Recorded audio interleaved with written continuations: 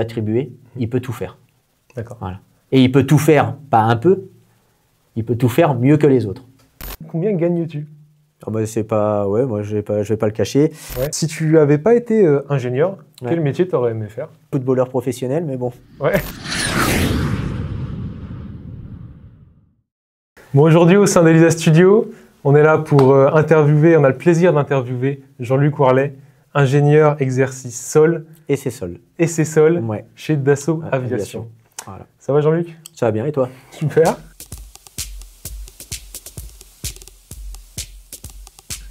Donc aujourd'hui, on va un peu parler de ta carrière, ton cursus, tout ça. On va commencer par ça. Ouais. Pas de problème. Donc vas-y, parle-nous un peu de ton cursus. Comment tu en es arrivé à être ingénieur chez Dassault, quoi? Alors, tout a commencé. Alors j'ai fait un bac D, donc un bac qui n'a rien à voir avec. Ça a changé. Voilà, avec la mécanique. Donc un bac biologie, bac S option biologie.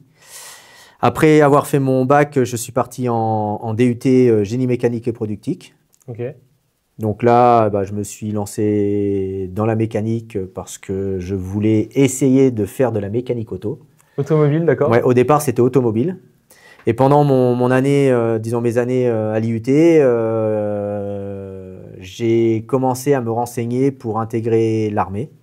Parce que tu en avais marre de... Déjà parce que mon père était dans la marine. Okay, donc voilà, donc je me suis dit je vais me renseigner. Et donc j'ai tenté les concours pour faire sous-officier dans la marine nationale. J'ai été pris. Et donc après, je me suis engagé pour 9 ans, où j'ai été formé en tant qu'électromécanicien aéronautique. Donc j'ai fait ça pendant 8 ans et demi. Et à l'issue, j'ai quitté l'armée et j'ai postulé chez Dassault. Donc j'ai commencé en tant que technicien. Et la vie a fait que j'ai pu évoluer. Et maintenant, ça fait depuis 6 ans que j'ai obtenu mon poste d'ingénieur essai sol sur les chaînes de montage Rafale. C'est super intéressant. Voilà. En fait, donc, quand tu étais dans l'armée, c'était quoi tes missions? Tu travaillais sur quel avion? Je travaillais. Alors, j'ai commencé sur Falcon 10.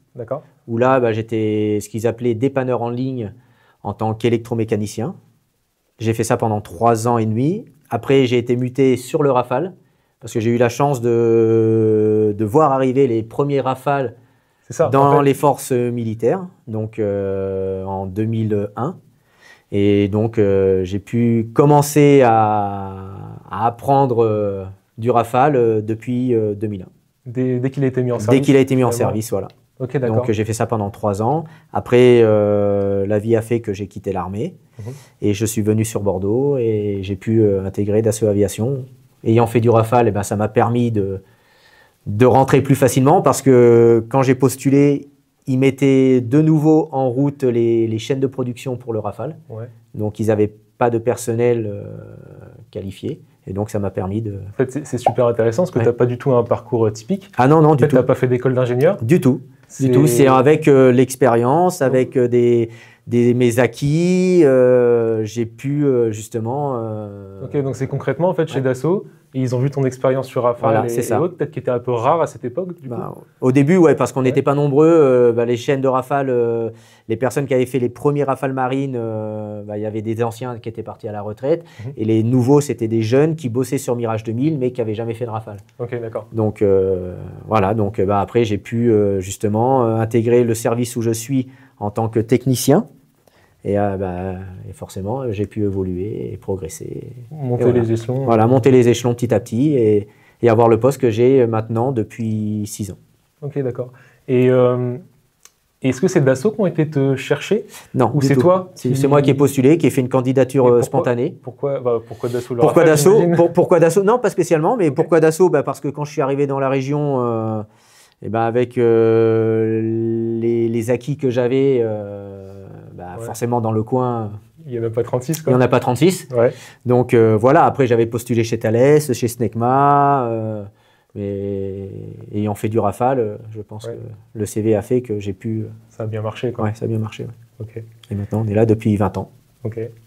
Donc, est-ce que, du coup, maintenant, tu pourrais nous expliquer un peu ce que c'est Donc ton métier, qu'est-ce que tu fais dans ton métier, mon journée type? Alors, mon métier, il n'y a pas de journée type. Il n'y a pas tout le temps différent? Ah non, il n'y a pas de journée type parce que vu qu'on a quand même un panel de fonctions qui est quand même assez large, parce que ça va de l'essai sur avion jusqu'à la mise en forme de documentation.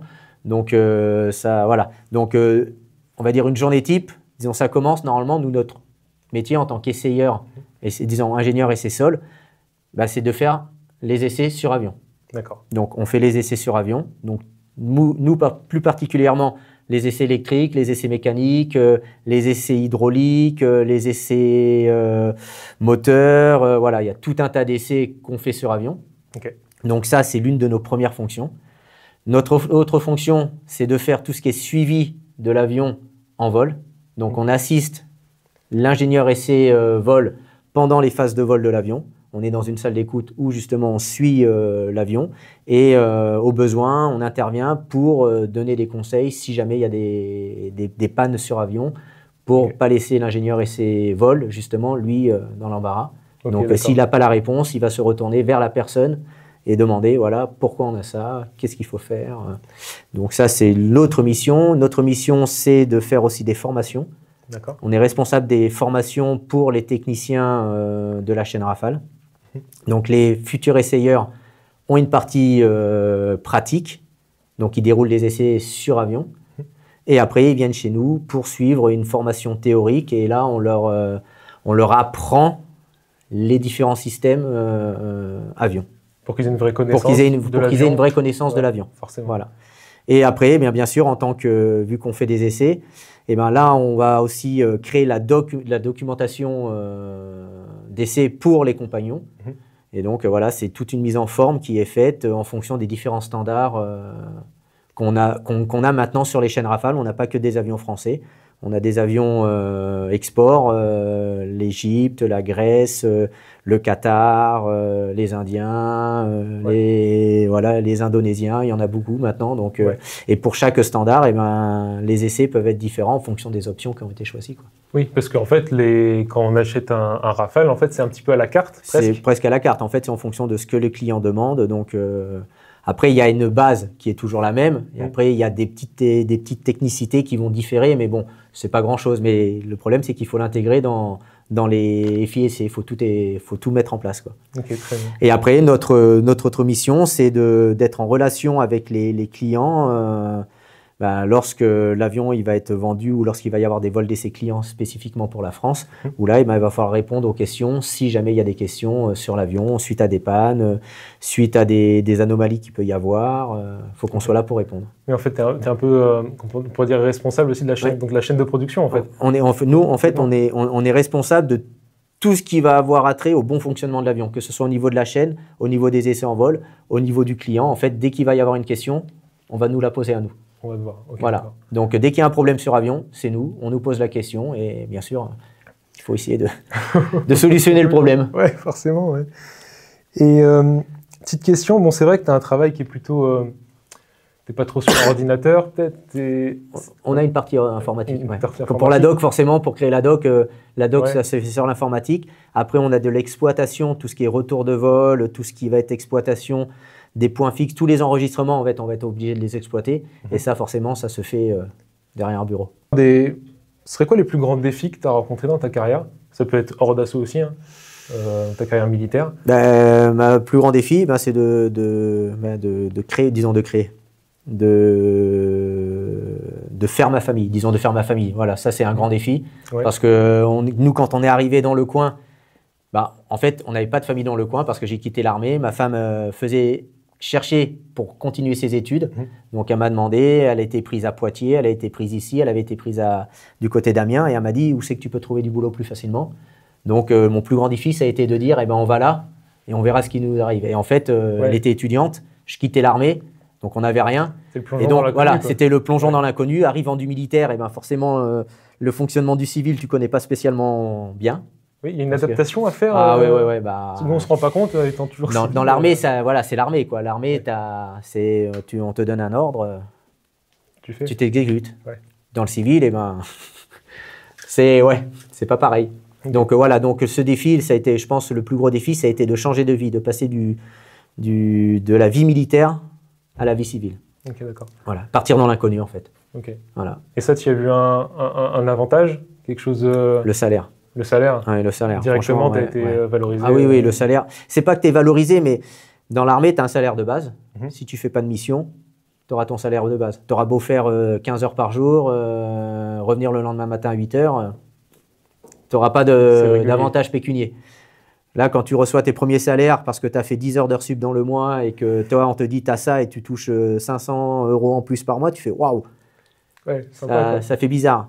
Et voilà, et après, après moi, j'ai eu la chance de mon côté d'évoluer quand même, on va dire, assez rapidement comparé à d'autres. Donc, forcément, ça se voit sur la paye, quoi.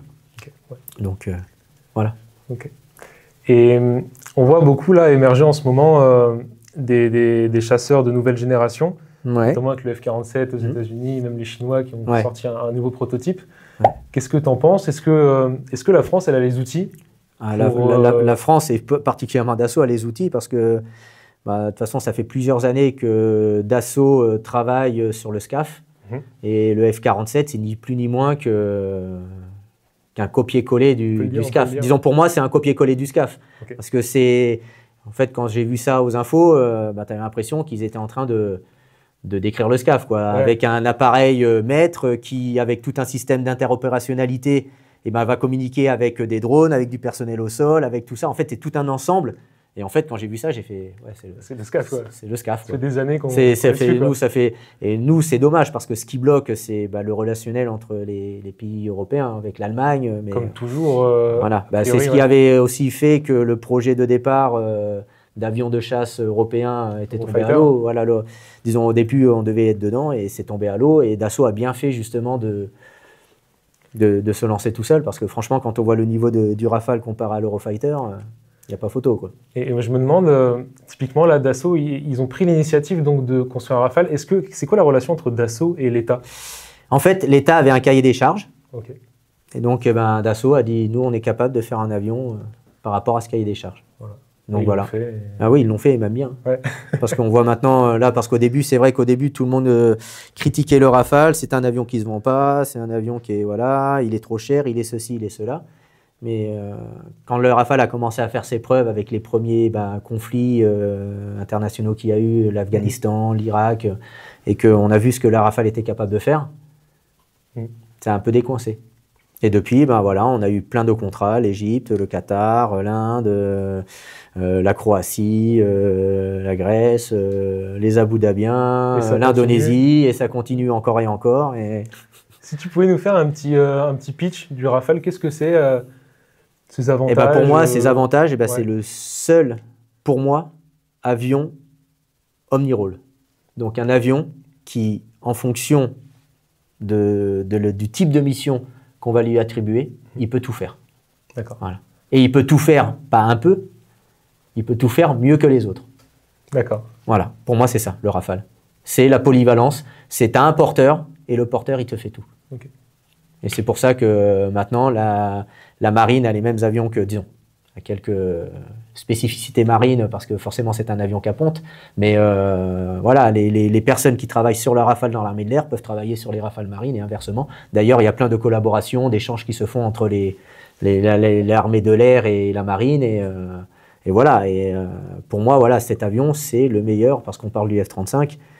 Et le F-35, c'est un avion de 5e génération, mais pour moi, il est limité par son nombre d'emports, parce qu'il va être furtif. Donc, la furtivité fait qu'il est de 5e génération. Il est furtif s'il a des emports en soute. S'il commence à mettre des emports comme les autres, il n'y a plus de furtivité. Ouais, c'est pilote. Et on voit bien que cet avion-là, il est souvent cloué au sol, comparé au Rafale. Et au niveau de la vente du Rafale, en termes de proportion, est-ce qu'on vend plus, par exemple, de biplace, après, ça dépend. Ou de marine? Non, en fait, ça dépend après du client, ce que lui demande. Okay. Parce que, franchement, je ne pourrais même pas te donner une proportion entre différents pays, c'est en fonction de ce qu'eux, ils ont besoin, en fonction de leurs besoins, quoi. Donc, après, les marins, eux, ils vont commander forcément du monoplace. Il n'y a que du monoplace marine. Ouais. Donc, ça, tu n'as pas le choix. Mais après, niveau avion d'armée de l'air, après, c'est le pays qui va décider. Moi, je veux plus de biplace, moins de biplace, plus de mono, inversement. Ça, après, ça, je peux pas. Ouais. Ça, c'est le pays qui va décider. Okay. Ça, c'est lui qui... Parce qu'après, le tarif est quasi identique. Après, tu as un poste arrière avec un siège éjectable, donc en plus, mais bon, après, c'est pas. On peut passer aux questions des étudiants, parce qu'on a donc eu quelques questions. Oui, sur Insta, là, j'ai vu que vous aviez... Ouais, exactement. J'ai vu le post. On a eu quelques retours intéressants. Donc nous, évidemment, on est dans beaucoup la recherche de stage. Ouais. Aller essayer de choper des contacts. Ouais.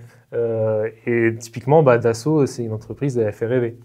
Et donc, notamment, on a Amandine qui nous dit « Est-ce difficile de rentrer chez Dassault ?» Tout simplement. Que ce soit en tant qu'alternant, en tant que stagiaire, en tant... Ouais, en général, nous, dans notre service, ça nous arrive d'avoir plusieurs types de personnes. Là, dernièrement, on a intégré un but en alternance depuis sa première année. D'accord. Donc, je suis le maître de stage. Ouais. Donc, c'est le premier et j'espère qu'il y en aura d'autres. Après, on a des BTS en alternance. On a des ingénieurs en alternance. Okay, ouais. On a des ingénieurs stagiaires, donc ils viennent faire le stage. Et on a de tous les profils. Et en général, les gens, quand ils viennent soit en alternance, soit en stage, c'est un peu une espèce de période d'essai pour justement, au final, là pour l'instant, moi je sais que dans notre service, on a eu plusieurs ingés qui sont passés. Et il y en a sur 4 que je connais, il n'y en a qu'un qui n'a pas fait l'affaire. Les autres, ils ont été embauchés, pas forcément dans notre service, mais ils ont été embauchés au niveau de Dassault Aviation, à Mérignac. Donc voilà, c'est une porte ouverte, je pense. Et en termes de compétences, tu penses que ce serait quoi les plus grandes compétences que vous recherchez Après, ça dépend du poste. Hein. Ouais. C'est clair. Si on va rechercher un technicien, on va vouloir quelqu'un qui n'a pas peur de mettre la main dans le cambouis, ou disons, qui n'a pas peur de travailler, qui va être autonome rapidement. Voilà. Après, pareil, si c'est un ingé, on va demander quelqu'un qui va être plus, c'est pas bête à dire, mais plus cérébral, qui va pouvoir manager, qui va pouvoir répondre rapidement à des questions quand il y aura des questions qui lui sont posées. Voilà, ça dépend, mais tous les profils, toutes les compétences, je pense, sont bonnes à prendre. Et après, voilà, c'est en fonction du type de métier qui est demandé. Voilà. Et l'aspect gestion de projet, management, parce que c'est vrai que nous, à l'école, on en voit très peu. On n'est pas habitué, on n'est pas spécialement formé. C'est quelle proportion de ton travail? Après, moi, la gestion de projet, nous, des projets, on n'en a pas spécialement. Après, c'est surtout de la gestion au niveau de tout ce qui est documentation. Parce que forcément, quand un nouveau contrat arrive, il faut mettre en place justement toute la doc, écrire toute la doc, vérifier, faire toute l'analyse par rapport aux anciens standards, ce qui a évolué, ce qui est modifié. Donc ça, voilà. Ça, après, pour moi, si tu prends ça comme de la gestion de projet, mais nous, en tant que, vu le métier qu'on fait, des projets, on n'en a pas spécialement. Ça va être plus au niveau des moyens d'essai. Chez nous, on a pareil un pôle moyens d'essai qui, eux, justement, vont mettre en place des projets pour faire évoluer nos moyens d'essai, pour faire évoluer les bancs, pour faire évoluer tout ça. Là, c'est plus, nous, des gestions de projet, on n'en a pas spécialement beaucoup. D'accord, voilà. Ok, super. Désolé si j'ai pas... non, mais c'est le métier, c'est normal. Pas trop de rapport. Est-ce que tu fais du sport?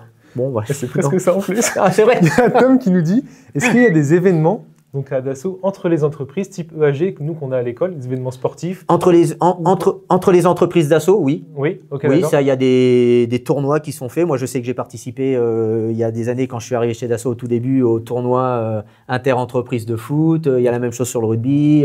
Il y a des projets inter-entreprises comme ça. Après, il y a des projets, pareil, là, en ce moment, on est en plein dedans parce que tous les ans, Dassault participe à ce qu'on appelle la course du cœur. Donc, c'est une course qui est faite au niveau national avec plusieurs entreprises qui participent. C'est pour le don d'organes.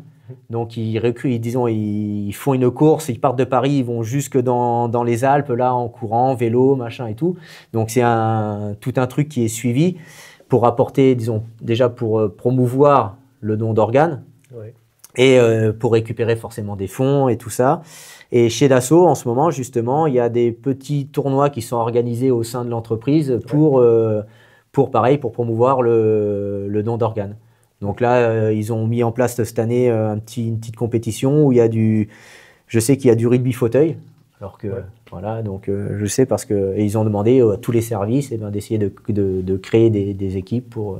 de faire participer tout le monde. Ça, c'est purement chez nous, mais après, voilà, il y a la course du cœur, il y a des trucs inter-entreprises, ça se fait. Ok, très bien, super. Et du coup, comment, on n'a pas trop parlé de l'ambiance de l'entreprise avec les collègues, comment ça se passe? En général, ça se passe bien, avec moi, ça se passe bien.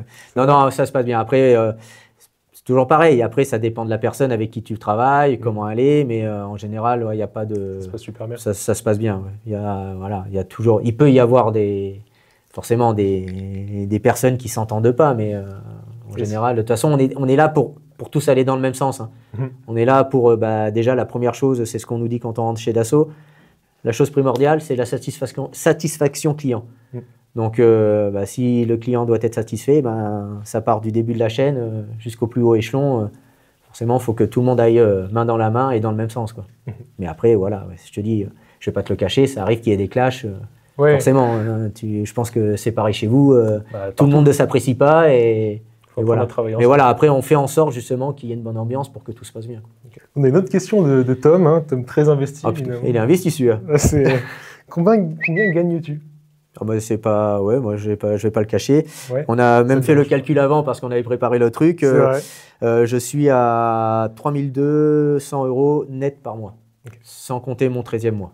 Donc après, tu peux voilà.